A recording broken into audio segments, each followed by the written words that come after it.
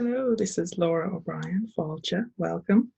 Today we're doing a little screen share for our recording for the Patreon rewards at the storytelling level. And we're looking at Lugh at Tara. So this is the story, or a retelling, Tales of Old Ireland retold. The retelling of Lugh arriving at Tara for the first time. Because Lugh was not one of the Tuatha Dé Danann originally, and the Tuatha Dé Danann were in situ at Tara at the time.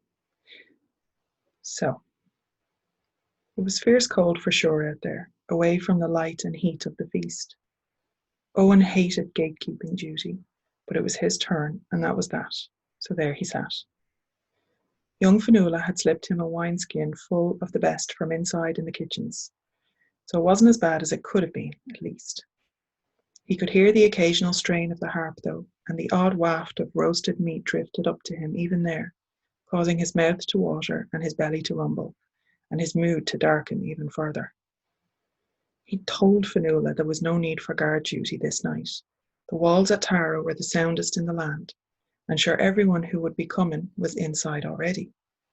Nobody missed a feast of the Tuatha Dé Danann. Sudden thumping from outside the gates jolted him out of a doze and made a liar of him, for there was most definitely someone there who wasn't inside already and didn't want to miss the feast at Tara, judging by the clatter they were causing. Owen made his way down to the small gate and pulled back the hatch so he could see the head of whoever was outside. The warrior, for he was undoubtedly a warrior, was alone, and he looked pleasant enough. There was a fierce brightness about him, even in the gloom of the evening, which Owen couldn't account for. So he left that thought alone and reverted to his customary gate query. Who was this stranger disturbing the peace at Tara, and what did he want? He was called Lugh, this bright warrior, and he wanted to join the feast within. But sure, the seats were all full, and everyone who was supposed to be coming was inside already. What did they need another for? Well, it turns out this young man could lay claim as a master builder, one of the best in all of Éireann, and surely that would gain him a place at the king's table. But no, Owen said, for the Tuatha Dé Danann already had the best of builders, and sure what would they be needing another for? Well, it turns out this young man was also a master brazier, one of the best in all of Éireann, and could keep the fires in all of Tara lit and tended no matter what came. Surely that would gain him a place at the king's table.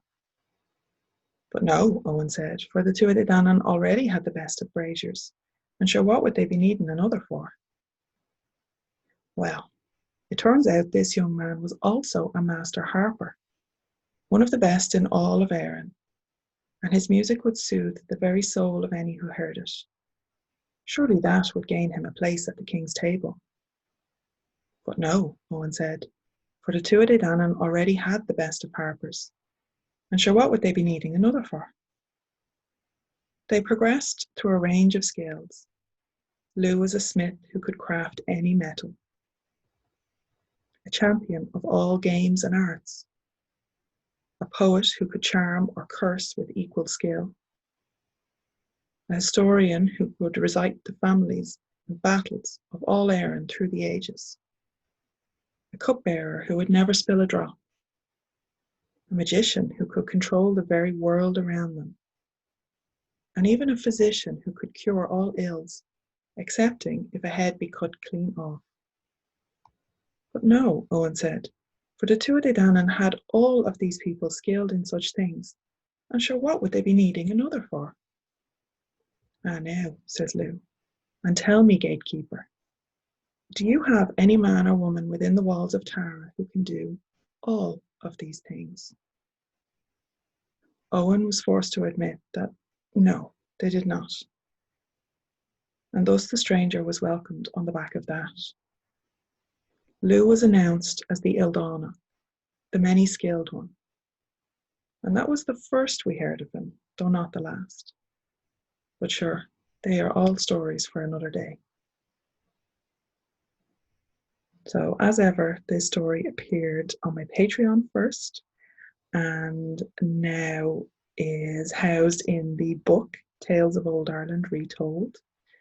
And this audio version has been recorded for the Patreon reward at $3. So if you want more like that, go to patreon.com/Lora O'Brien. Slán go fóill.